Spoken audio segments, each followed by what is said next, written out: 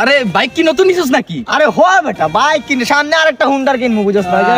আমি তো বেটা একটা এয়ারপোর্ট কিনছি। এয়ারপোর্ট?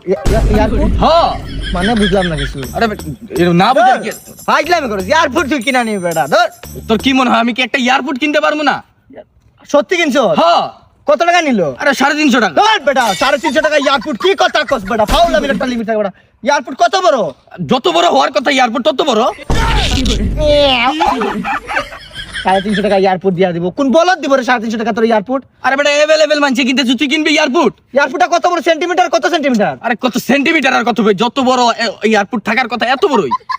কি বলছ না, আমরা বুঝতাছি না। এয়ারপোর্টে প্লেন প্লেন ল্যান্ড করে? আরে প্লেন ল্যান্ড করতে যাইবো কি এই এয়ারপোর্টের মধ্যে? কি প্লেন ল্যান্ড করব? আরে এটা এয়ারপোর্ট না, এটা এয়ারপোর্ট। ফাউল কথা বলে না। 350 টাকা এয়ারপোর্ট না নিয়ে আনিছে।